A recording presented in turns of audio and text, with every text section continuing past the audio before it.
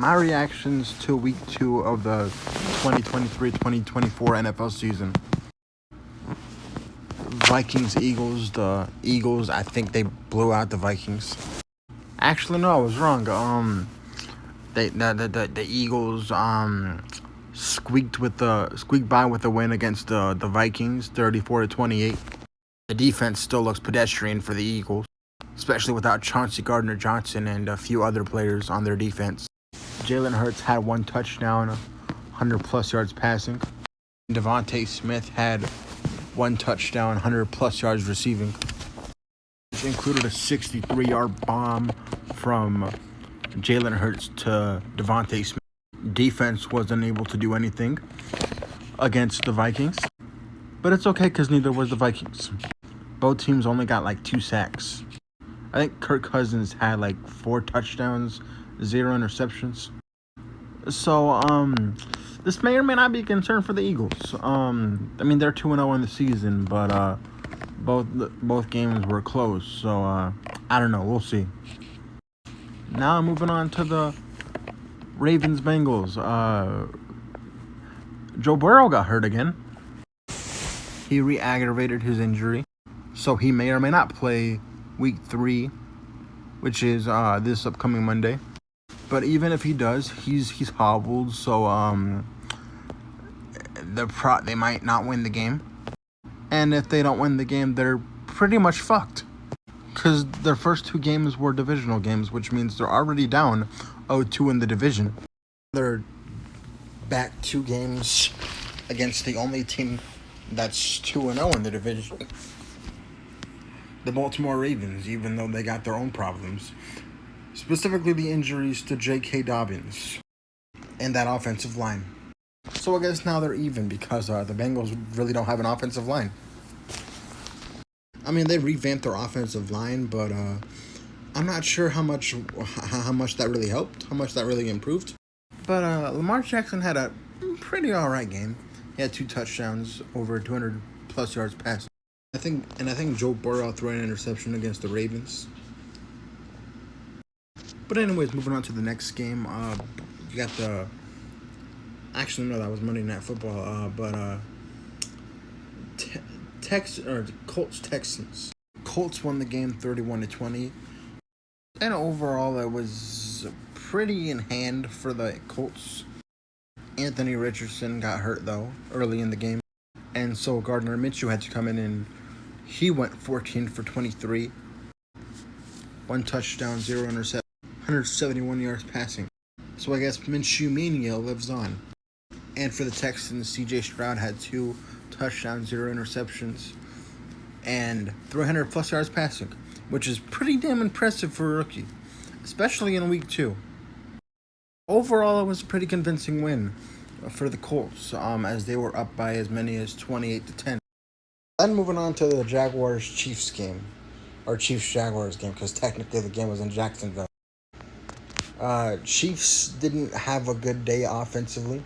Patrick Mahomes threw 2 touchdowns and 1 interception, but I think the Chiefs threw had 2 turnovers against the Jaguars, but were able to overcome that because the Jaguars were absolutely putrid in the red zone. Meanwhile, Trevor Lawrence was 22 for 41 for 216 yards, 4 missed opportunities in the red zone, 0 touchdowns and 0 interceptions. So, yeah, no bueno. Raiders-Bills.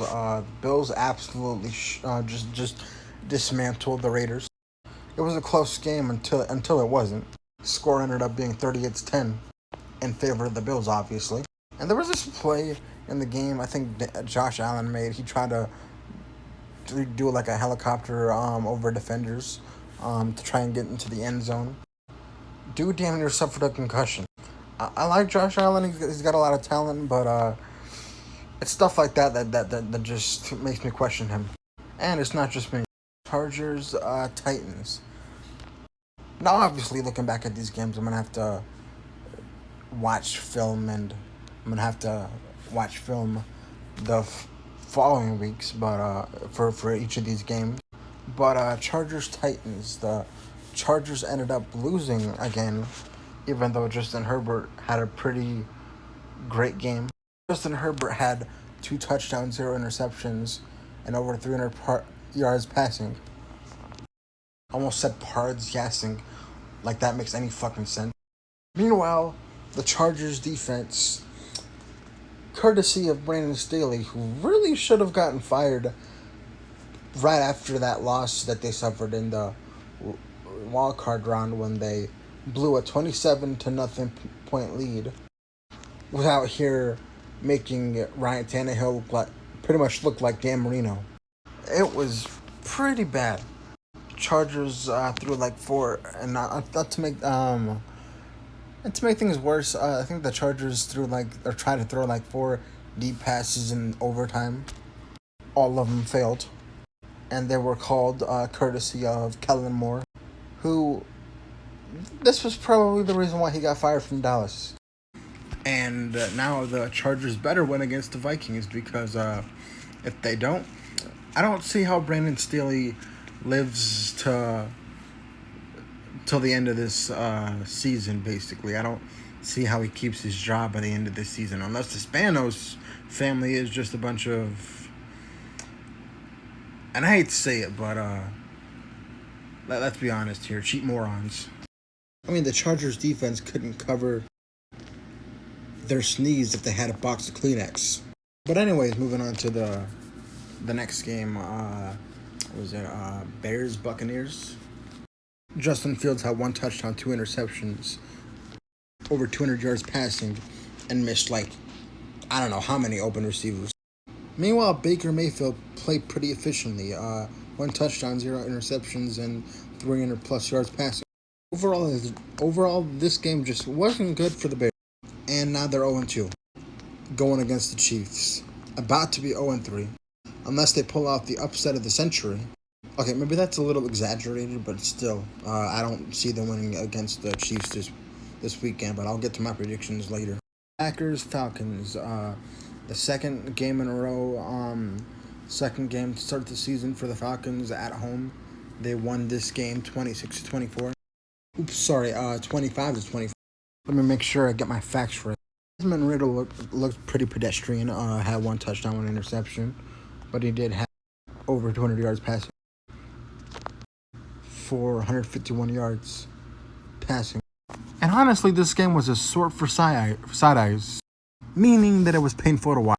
Then you got the Seahawks-Lions. Seahawks won the game 37-31. Defense for the Lions couldn't do shit. Geno Smith had 2 touchdowns, 0 for 328 yards passing. Well, Jared Goff played pretty well. He had 3 touchdowns, 0 actually, he had 1 interception. It was literally a pick 6 to break the streak, which would have surpassed, I forgot who it was, for most consecutive passes without an interception in NFL history. So now that's gone. But honestly, the Lions need to bounce back against the Falcons. I believe they can, and I believe they will. I kind of want them to. You see, I'm a Lions fan, so and I may not have been a Lions fan for forever, but I think I was a Lions fan pretty much since 2017. I've actually been a fan of the Seahawks longer than that, but I've just grown to acquire the Lions. I always liked them a little better. Actually, no, that's cap. Not always, but I grew to love the Lions, and they've been my favorite team since 2017. Now, moving on to the afternoon games. You got 2 teams that clearly cannot hold the lead. It's okay. You seem to have been mentored by Brandon Staley. You both have. I'm kidding. But first off, you got the Cardinals, who are arguably the worst team in the league, or will be the worst team in the league by the end of the year, who had a 20-point lead against the Giants. The Giants, the first game and a half of the season, were losing by a combined margin of 60-0. And then Daniel Jones pretty much went Super Saiyan in the second half and pretty much stole that game from underneath the Cardinals. So props to him that this is why they paid him, to play like he did in the second half. Broncos blew a lead, and now they're 0-2, even with Sean Payton. So not looking good for Broncos fans. And to those people in the comments saying that I have a stutter, It's called being nervous, asshole. But at least I got the balls to show myself on camera. Unlike you assholes that probably are behind the screens, living in your parents' basements, jerking off and eating nachos, or whatever the fuck you do. I really don't give a shit, but anyways, back to what I was saying. Oh, and one more thing, if you think I'm gonna let these comments, hurt me, then guess what? You could take those comments and shove them up your fucking asses, cause I don't give a fuck. But anyways, back to my reactions. 49ers, Rams. The Rams lost to the 49ers 30-23. So the Niners are now 2-0 and the Rams are now 1-1. Brock Purdy had 0 touchdowns, 0 interceptions, went 17 for 25, and had a quarterback rating of 93.1. So not exactly one of his best games, but it also wasn't one of his worst. Meanwhile, for the Rams, it was pretty bad for Matthew Stafford, who had 1 touchdown, 2 interceptions, a completion percentage of 61.8, and a quarterback rating of 67.8. So he may or may not have costed the Rams the win. And final game of the afternoon, Jets Cowboys were absolutely all over the Jets, 30-10. Although it did not look like that for a little while. It was about pretty even for the first 3 quarters until the Cowboys were like up 17 points, and that was that. The Jets pretty much had to pass at that point, and anytime you're in a must-pass situation against the Cowboys defense, who are elite, it's going to be a long day for you. It doesn't matter what quarterback you are, you're going to have a pretty tough time trying to come back against the Cowboys defense. Just being completely honest. Wilson did hit Garrett Wilson for a 60-yard plus touchdown on a slant, but he threw 3 interceptions in the fourth quarter. But honestly, I don't really blame him. I mean, yeah, he threw 3 interceptions, but you gotta remember they were down like 17 points before he threw those 3 interceptions. It's not like he threw those 3 interceptions and after that they were down like 17 points. Not to mention the Jets' offensive line isn't exactly the best. And aside from the defense, which completely shut down the Jets and Zach Wilson, the offense for the Cowboys scored 2 touchdowns, and it was a lot of field goals by the kicker. Patriots. The Patriots defense pretty much held Tua in check. He had 1 touchdown, 1 interception, and over 200 yards passing. And they were able to keep Tyreek Hill in check. Tyreek Hill had over, was about 40 yards. And Jalen Waddle had about 80 yards. So that's about 100 yards plus together, which is less than they got against the Chargers. And the game was pretty much in hand for the Dolphins. They were leading. They were losing like 17-3. Then they made it a game. But ultimately, they came up short against the Dolphins. And now for the final 2 games of the week. Panthers, Saints. Saints defense continues to look great. The Saints offense didn't really do too much. Other than Chris Olave, who had a 42-yard pass from Derek Carr, which set up a 2-yard touchdown. Overall, the offense struggled, but they were still able to come out with the win. And Browns, Steelers. Deshaun Watson looked rough out there, having had a completion attempt ratio of 22 completions to 40 attempts for 235 yards. 1 touchdown, 1 interception. As far as Kenny Pickett goes, he's having a pretty hard time with Matt Canada as his coach. Offensive coordinator. Going 15 for 30, throwing a touchdown and also throwing a pick. But overall, it was a brutal game to watch. But the Steelers got the job done because they scored 2, not 1 but 2 touchdowns on defense, thanks to both T.J. Watt and Alex Highsmith. But we'll see what happens this upcoming weekend. Should be a good week though. Good week 3. I'm excited.